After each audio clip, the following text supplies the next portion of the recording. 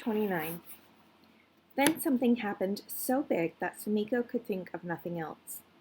One morning in February, when Samiko arrived at the schoolhouse, the other kids in her class were hovering around a bonfire, refusing to go inside at the start of school. It wasn't terribly cold, but it was chilly, and Samiko knew they were all utterly sick of school. "Come on now, let's get inside," Miss Kelly pleaded. Samiko leaned over the fire and pretended she hadn't heard. Miss Kelly didn't try again. In fact, Miss Kelly herself seemed seduced by the fire. Several men walked by loudly. "It's an outrage," Samiko heard one say angrily. Two women dashed by chattering in Japanese. A couple of men rushed right behind them. Samiko could tell something big was happening, and she felt her insides twist up with worry about what this big thing was. One of the boys in her class called out to a man, "What's going on?" "It doesn't concern children," the man barked at him before walking quickly past. That made them all even more curious. "Miss Kelly, won't you ask someone what's going on?" Samiko said. Her classmates echoed, "Yes, Miss Kelly, ask someone." "I'll ask someone if you children come inside so we can start class." The fire was warm and felt nice, but Samiko wanted to know what was going on. "I'll come in," she said. "Me too," Sachi said. Soon everyone else agreed. Miss Kelly flagged down a couple of men and drew her coat tight before leaving the fire. As she talked to the men, she pulled a pen and paper from her bag and wrote some things down. She took an awfully long time talking, listening, writing, and talking some more. Samiko wondered what could be so complicated.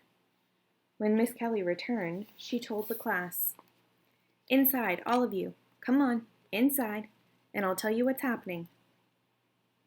Inside, Miss Kelly stood in front of the room, still pulling her coat tightly around herself. She paused to look blankly at the class. Samiko couldn't help smiling whenever she saw Miss Kelly's expression at the start of every day.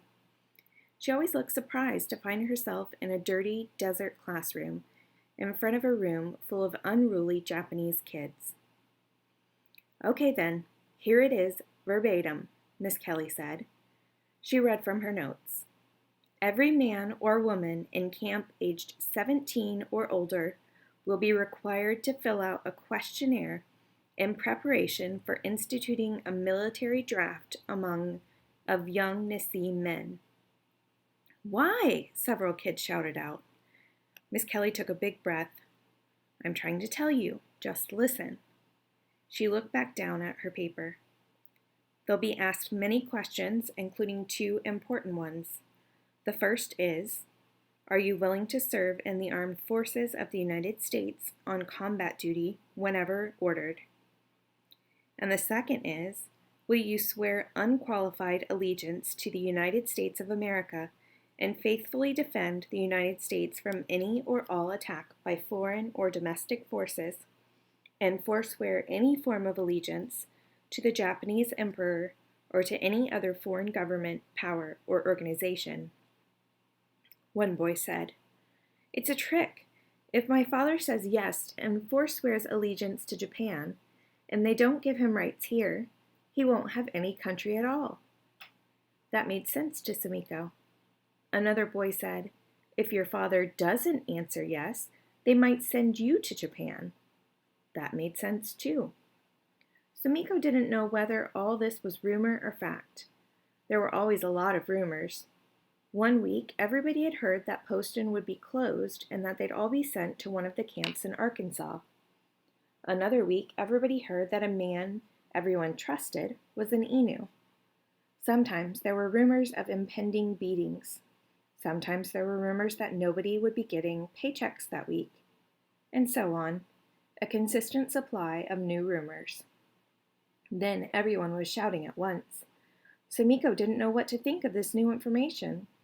A couple of kids ran out of the barrack. "Can we leave? It's too cold for class," one of the girls cried out.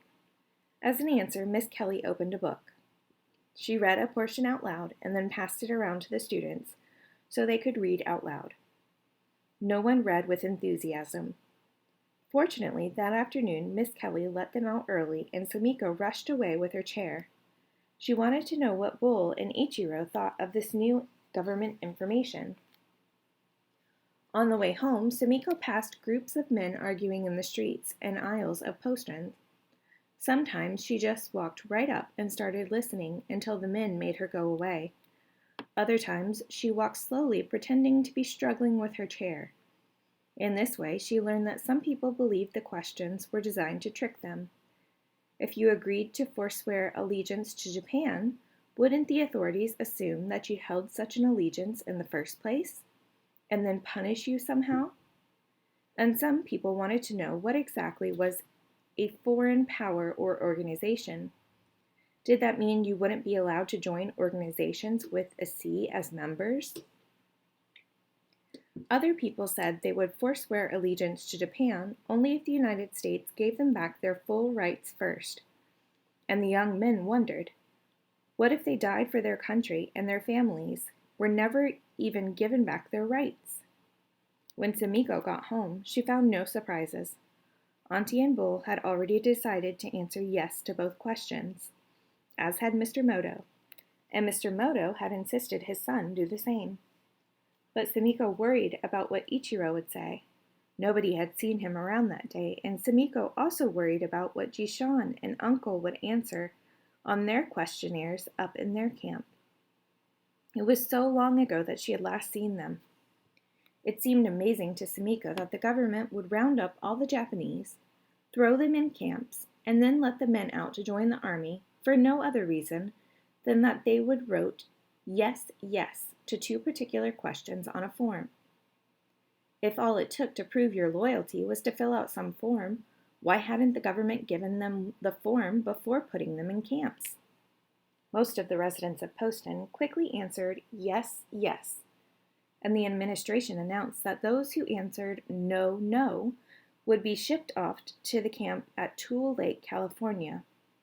Meanwhile, loyal residents of Tule Lake, those who had answered yes, yes to both questions, could choose to be shipped to other camps, including Poston.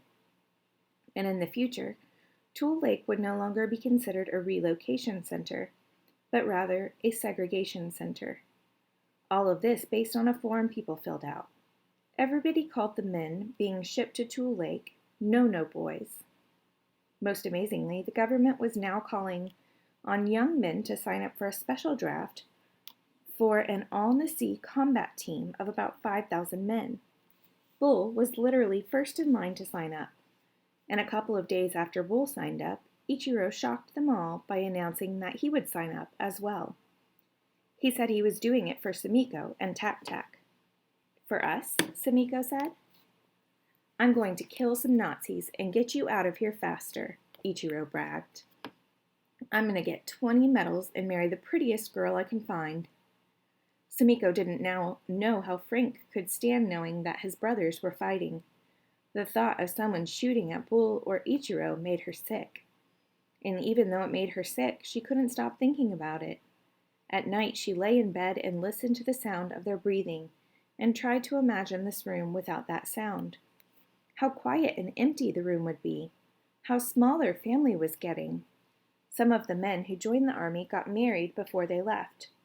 Ichiro thought about marrying one of the girls he dated, but he couldn't decide which one. So then he figured that if he couldn't decide, maybe it was a sign that he shouldn't get married. Some nights, Samiko felt too sad to be inside listening to everyone breathe.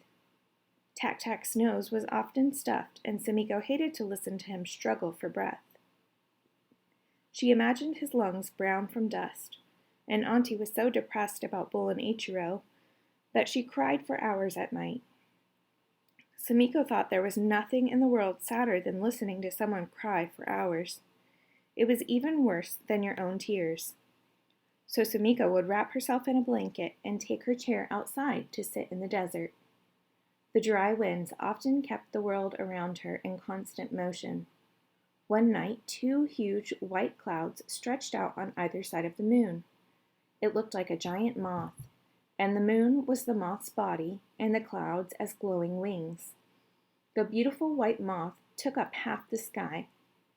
Samiko remembered what Frank had said about your ancestors watching you, and she thought maybe the moth in the sky might be her mother watching her. She wished she could ask Frank about it. She wished she had a telephone. She didn't know his phone number, though, or even if he had a phone. She had never actually used a telephone, but it looked easy enough. The wings of the moth began to spread across the sky. If that was her mother in the sky, what was it that her mother wanted to tell her? She remembered the summer nights when she'd slept out here and looked at the stars. She tried to go back in time, first to before her birth, and then to when her parents were getting married, with her mother in the kimono that Jishan said had made her look like a flower. And then she would go back before that to when Jishan had come on the boat from Japan. And then she would skip way back to the time of the samurai. And then she would fall asleep. Now her mind went back to before she was born and her parents had first fallen in love. Jishan had once said that they had never seen anything like it, the way they loved each other. Samiko liked to imagine it. She knew what they looked like because of the photograph that used to sit on the dining room bureau. Even now, she could picture them easily, so she realized it didn't matter that the photograph had been burned, because she could see it clearly in her head. And that was what Samiko was thinking of when she fell asleep in the chair.